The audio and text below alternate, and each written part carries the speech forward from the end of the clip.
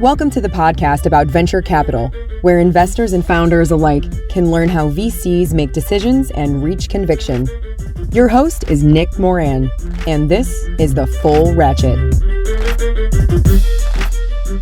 Welcome back to TFR for a special installment of Investor Stories. In this segment, the investors tell a story about some of the most odd and unusual situations they've ever encountered as investors.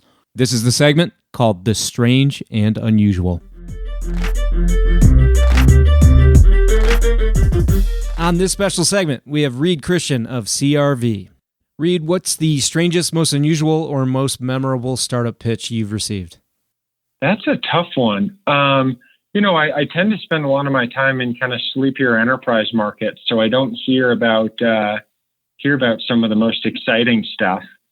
There was, there was a pretty interesting one that I guess came across my radar a year and a half ago, which is a business out of Scandinavia that was helping the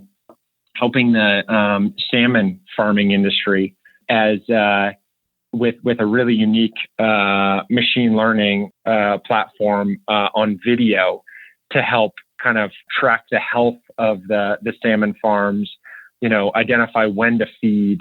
And it was just a shockingly large industry, come to find out. Shouldn't be surprising.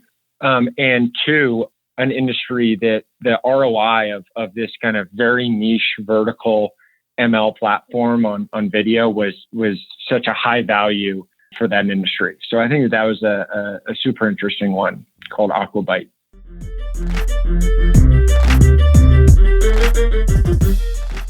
On today's special segment, we have Glen Rockman of Adjuvant Capital. Glen, what's the strangest, most unusual, or most memorable startup pitch you've received?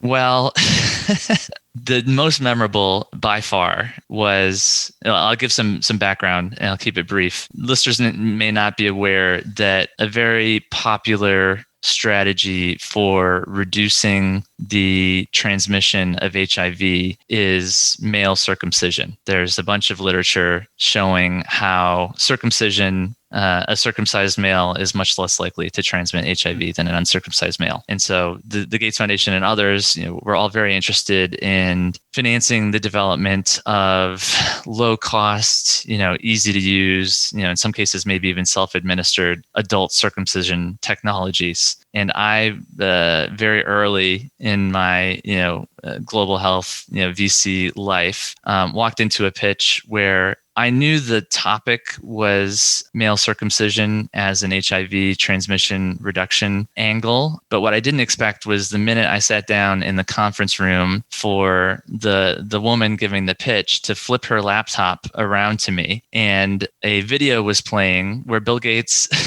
himself was in this dusty clinic, I think in Uganda, somewhere in sub-Saharan Africa. And he had his head kind of between the legs of a middle-aged gentleman who was volunteering for a study of this male circumcision device that relied on fairly simple mechanics to complete the procedure. And there was no censoring of the image whatsoever. And it's funny that I'm a life science VC because I'm actually pretty squeamish. I don't like the sight of blood or not interested in being in a hospital. And so I saw this, image of this man's genitals right in my face. Yes. And this device was on it, and the foreskin was being removed with forceps.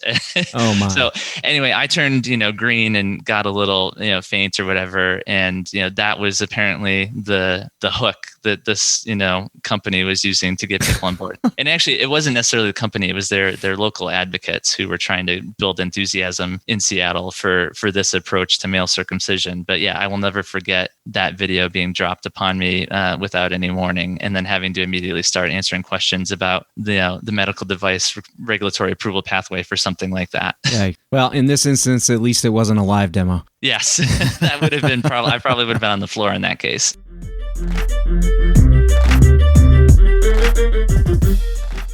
On today's special segment, we have Spencer Maughan of Finisteer. Spencer, what's the strangest, most unusual, or most memorable startup pitch you've received? Let's see. The most memorable. So this is good. So it still makes me laugh.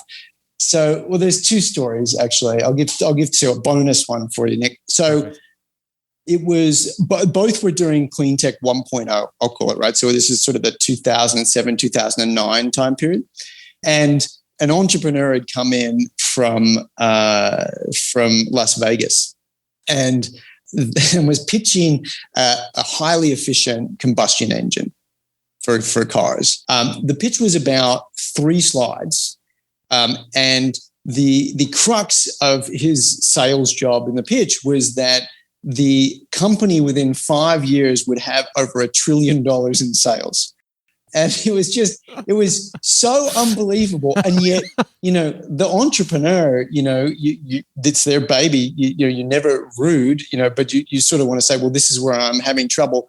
Could not see where my trouble was with that at all. So that was a remarkable pitch that was pretty funny. Not many companies on earth doing that much in sales. It would have been the first, and it was interesting that it was going to be just a combustion engine, and also all made in Las Vegas. So there was a number of interesting things to that deal. The other one that was notable over that period was there was someone. This is a deep physics based company. And they were looking at sort of material science and some other stuff. And they were, really, really deep on the energy side of properties around fusion and cold fusion and things. But they had a middleman, a banker that had come in, and we had already sent a bunch of questions beforehand to the in-person meeting. We had not received any responses. So we sat down, there was 3 of us, I think it was, that wanted to go through the questions. So we sort of said, look, these are all the questions, both from us and then our network around some of the physics and then about, the business. And the middleman, the banker that was doing the raise, just looked at us and said, we're not here to answer questions. We're here to sell shares. And I thought... That's why you don't use a broker. Yeah. So anyway, that was a funny meeting too. I take it that one didn't result in purchase of shares. No, it didn't. It ended rather quickly.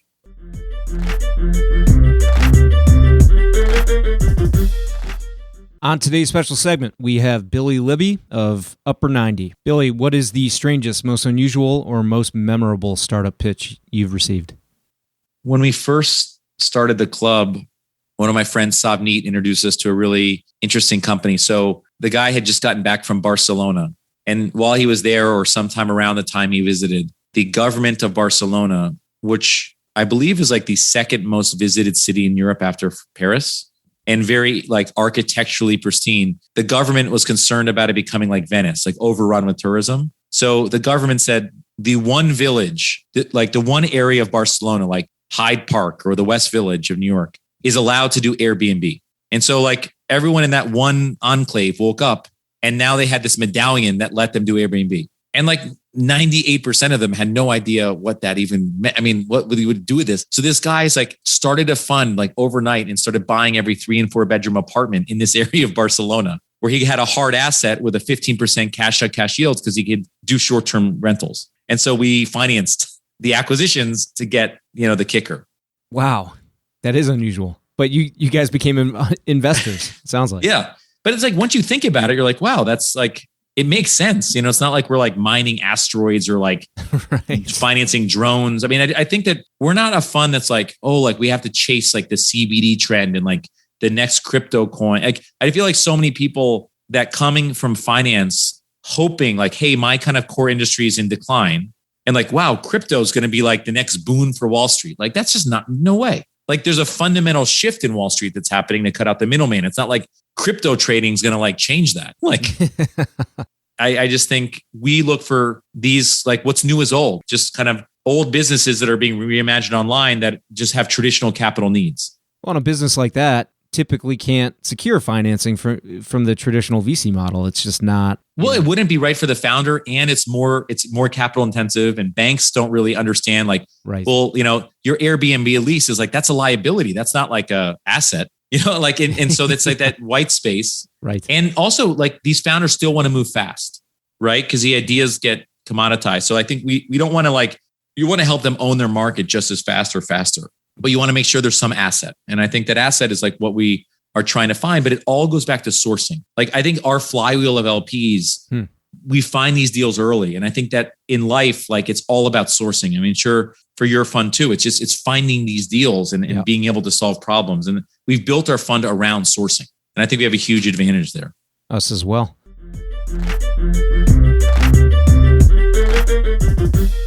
That will conclude this installment of Investor Stories.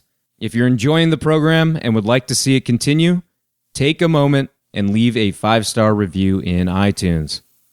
Also, if you'd like updates on new content from TFR, as well as the top 10 VC articles every week, go to fullratchet.net and sign up for the newsletter. Okay, that will wrap things up for today. Until next time, over-prepare, choose carefully, and invest confidently. Thanks for joining me.